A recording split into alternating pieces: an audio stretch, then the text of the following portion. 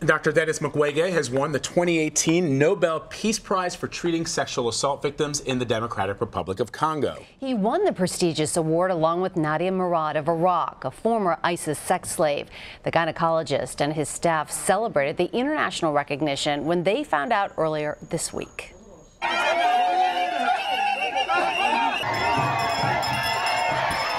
Mukwege is known as Dr. Miracle for setting up a hospital in the war-torn country. He spoke to our partners at the BBC about winning the Nobel Peace Prize. The Nobel Prize is for us on this expression that the international community understand, and there is a recognition of the suffering of women victims of sexual violence. This Nobel Prize is for all women, but also I want to call all Congolese to understand that it's our Nobel Prize. It's a Congolese Nobel Prize. So we have all to come together and work for peace. And the peace can't be built by one person.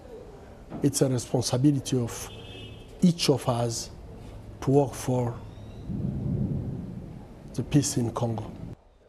The doctor and his staff have been operating in eastern Congo since 1999, but he says the atrocities against women are only getting worse.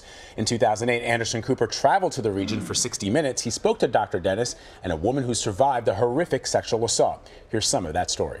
I was lying on the ground, and they gave a flashlight to my younger brother so that he could see them raping me. They were telling your brother to hold the flashlight? Yes. They raped me like they were animals, one after another. When the first one finished, they washed me out with water, told me to stand up so the next man could rape me. She was convinced they'd kill her, just as soldiers had murdered her parents the year before. Instead, they turned to her brother. They wanted him to rape me, but he refused and told them I cannot do such a thing. I cannot rape my sister. So they took out their knives and stabbed him to death in front of me. Lucienne was then dragged through the forest to the soldiers' camp. She was forced to become their slave and was raped every day for 8 months. All the while, she had no idea where her children were.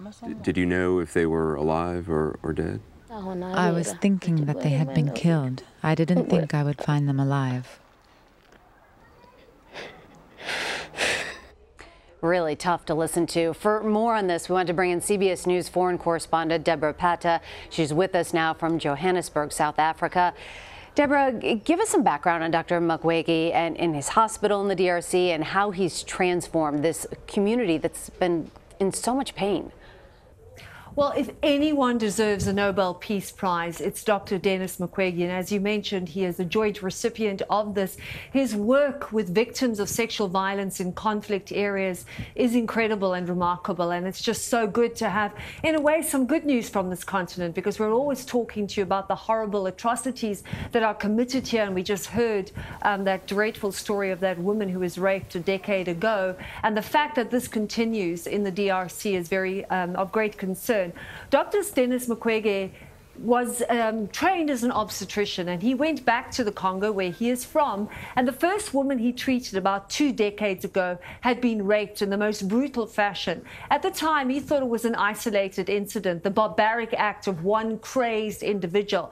But he soon realized, as dozens of women, hundreds of women, thousands of women streamed into his clinic for treatment, that rape was systematically being used as a weapon of war in the Democratic Republic of Congo.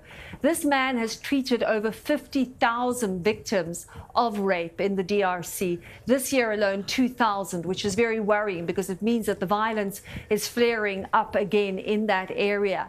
And his specialty is really operating on women who have been victims of extreme violence, women who have lost their digestive tracts, their reproductive organs, their genitals have been mutilated.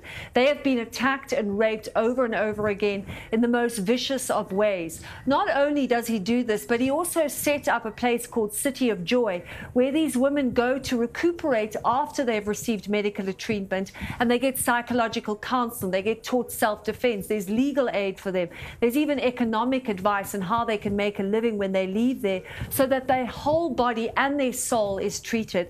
And this is all the work of this man, together with other activists in that area. In 2012, he was attacked. They tried to kill him. He had to flee the DRC. And these women then went and sold tomatoes and bananas, the women that he had treated, to try and raise money for a return ticket. That is how much he is loved. So the fact that the Nobel Committee chose him is incredible. You know, Debora, as you all know, rape as a weapon of war has been used since the dawn of civilization, and we saw it time and time again in World War II, the Japanese against the Koreans and the Chinese in Bosnia, but it has persisted in the Democratic Republic of Congo. Why is that? Why is rape still used as a weapon of war in this specific country? Well, Vlad, you know, rape during war is about power. All rape is about power. It's about domination. And this is a conflict that has really dragged on for over 2 decades. First, you had Mobutu Sese Seko, who was a tyrant who ruled until 1997, looted the country until it could stand no more. And its collapse came about, literally the shock that caused that collapse was the Rwandan genocide, when the killers fled across the border, initially propped up Laurent Kabila as the president of the DRC, taking over from Mobutu Sese Seko, but then he turned on them, armed the genocidaires, and so this conflict continued. And in a period of about 5 years, the estimates say between 1 and 5 million people were killed over that time. So you had this horrific violence. Then when people were war-weary and they tried to sort of end it, you had all these armed militias who'd sprung up, protecting the mines, setting up all these kinds of groups across the country, rebel groups who were brutally armed and had been used to kind of levels of violence.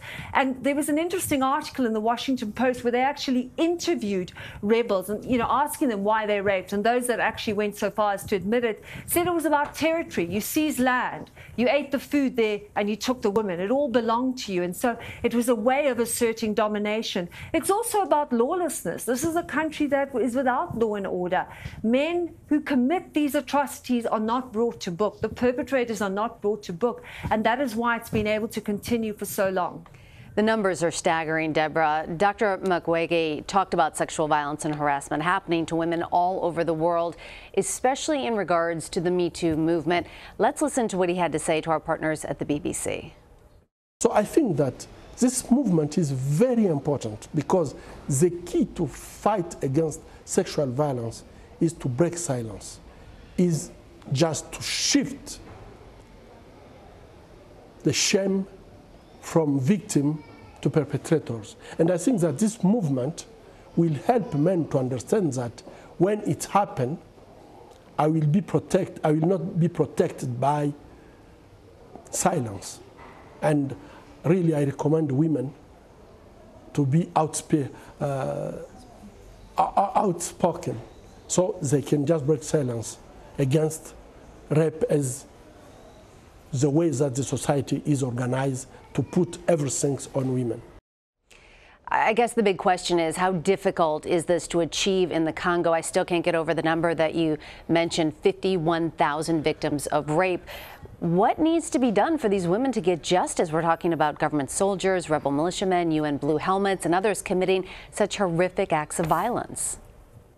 I think, you know, one of the big issues here, if you look at the Me Too movement, it caused a seismic change because not only did women start to be believed as they told their horrific stories, but powerful men started falling. Men started to be held accountable. And that has not been the case in the Democratic Republic of Congo. And I think what Dr. Denis Mukwege spoke so eloquently about was this bid to try and move the shame from the victims to the perpetrators, because it is the women who suffer. They get raped and then they suffer this double injustice because they get sent out of their communities. And when you destroy women, you destroy communities. You have children who watch their parents being killed, who watch their mothers being raped, and then they too often end up being extremely violent. So this vicious cycle continues. And I think what you need in the DRC, and one of the things that Dr. Denis Mukwege has been so outspoken about, is conditions need to be set for peace. This is a country, as we've said, that has suffered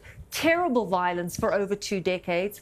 Laurent Kabila's son, Joseph Kabila, took over when his father was assassinated in 2001. And he, too, has run this country preying on the citizens because it is so corrupt there that basically no law really survives there. No one, again, is being held accountable. There is an election in December, bizarrely 2 days before Christmas, which means there's not going to be a lot of international attention focused on this election. And sadly, a lot of the candidates really are not very inspirational, even though Kabila has said he won't stand again. But that is the hope, that some kinds of conditions will be laid for peace, because at the moment, the worry is that the DRC is spiraling into another civil war because the violence is flaring up so badly in some of the eastern parts of the country with all these armed militias around. And that is what needs to happen in the DRC. And with that, then you can start bringing perpetrators to book. Dr. Denis Mukwege says, at the very least, even if you can't do that, these perpetrators need to apologize to these women, to know that what they did was wrong. What they did to these women should not be allowed. And that is why he has become this outspoken critic, not only of the government, but indeed for the whole world against sexual violence as part of conflicts. You know, Deborah, you just put it in such perspective for us. The history of that country, not only in modern times, but during the Mobutu era and before that, during the colonial era, is so heartbreaking. One can only hope that as elections take place, there is some kind of hope, some kind of future for the people there, because right now it is just absolutely tragic. As always, Deborah, we thank you.